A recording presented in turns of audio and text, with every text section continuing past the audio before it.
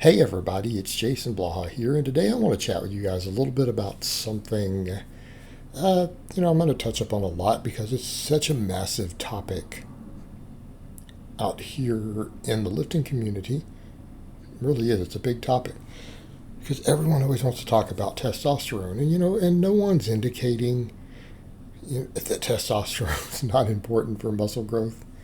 I'm not saying that, I'm not implying that. We know that men have more muscle than women, and testosterone is a big factor. We know that people who, inject 10 times the normal amount of testosterone that a person produces are going to have significantly more muscle. And so, because of these things, everyone makes these assumptions that any fluctuation in it matters. And it's a topic that is just hammered over and over and over. And the problem with it is that the reality is it's just not that important. Okay? In other words, stable testosterone levels, transient fluctuations up and down inside the normal range, in the range that a person produces who isn't clinically low and needing medication, or at even the higher levels that, the majority of healthy men can achieve. Now granted, there are, that 1% of people or so who can hit much higher levels that may cause a little bit of, a measurable difference. But it's not going to be the sort of difference that, someone blasting a cycle is going to have. It's not even going to be anywhere near that, in that range. It's going to be a fraction of it. And that's in the best extreme cases, and these are people who are technically usually genetic outliers, right? They're genetic outliers. And it just is what it is. Now, the reality is, what this means is, as long as you're healthy and in a healthy range, little minor things you do to change it aren't going to matter. Because these numbers sound significant. People are like, well, there was a 20% change in testosterone here. That's not going to put muscle on you. That's not going to be that measurably significant. Especially if we're talking fluctuations, it spikes there for a little while. Well, that's going to do zero. You're not going to see any benefit. Or it drops, you have a small drop in the day or whatever. Yeah, that's going to cause zero, absolutely zero impact of any type. And that's what all the research has shown for years and years and years. It has no positive or negative effects on muscle growth recovery. Now, if we're talking significant changes inside that range that stay there, there can be psychological benefits. It may impact sex drive. It may impact mood. It may impact confidence a bit. Okay? It's not going to affect sex drive to the degree that people think it will. There's a lot of other psychological factors, right? And just because you have a higher than average testosterone doesn't mean that you're going to be a sex maniac, right? It doesn't mean that at all. It means you might have a slightly higher drive, right? But it's not going to be based purely upon that. It's a lot of psychological factors beyond the hormone levels that affect that. Now you start getting clinically low. The lower end, you can see some decline in that. Sure, absolutely. But a person who psychologically has a high drive is still going to have a decent drive if their testosterone is clinically low. Okay, that's an observation that's been made. Right? Because psychology is still an enormous factor there. So again, not saying it's not important at all. It's been overhyped, and it's been overhyped because of the use of stuff and people seeing the difference between men and women. Okay. Go back and look at that also, though.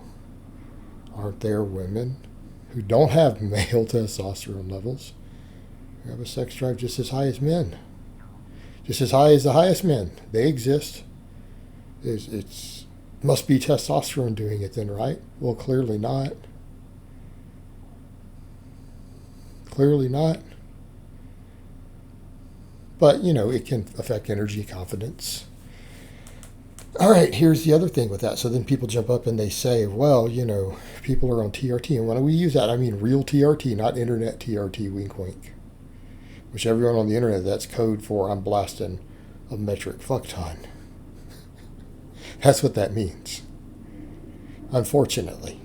And they're just trying to claim that it's legal for legal purposes, which I get.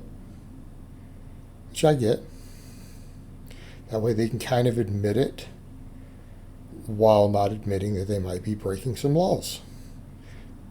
Kind of a wise idea, actually, to be perfectly honest. To claim that something they're doing that might be illegal, that they're doing it through the legal route, when in a public forum discussing. You guys see where I'm going there? Yeah, that's probably a wise and intelligent move on their part. So you can't blame them on that. But, it gets used for marketing and everything else. Believe me, there's more guys who claim natty who use just as much, and they don't even claim TRT. They're actually far outnumber those who admit even the TRT point. But it's just become code. It's not what we're talking about. So with that, you'll get people say, okay, but people on TRT, they're going to have a big advantage because their levels don't fluctuate through the day. Other than the levels fluctuating through the day isn't really significant. It doesn't seem to impact muscle growth. All right? As long as the averages are close to similar, it won't matter. And if they aren't close to similar, they're pretty spread out, it's only going to matter a little if we're in the normal range. It's going to matter a little bit. And people with clinically low testosterone, men, still gain muscle. They just gain it a little slower. It's not like half the rate. It's not 50% slower or anything. It's a little bit. They gain muscle a little slower. Okay?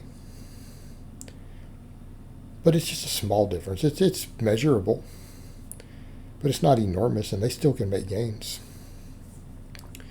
So everyone makes much to do about nothing with the fluctuating levels until they start talking about, contest lean. All right, that's the one scenario where they have a point, and I'll agree there. If you are going under 10% body fat, that may have an advantage. Yeah, absolutely. Quality of life, sex drive, slightly better muscle retention. Okay. Yeah, fair point. But the majority of people, the vast majority of men doing any of this are not getting that lean. And if they aren't, then that advantage doesn't even exist there. All right, guys, but that's really all I have to say on that today. I hope it's been informative, and I will talk to you guys next time.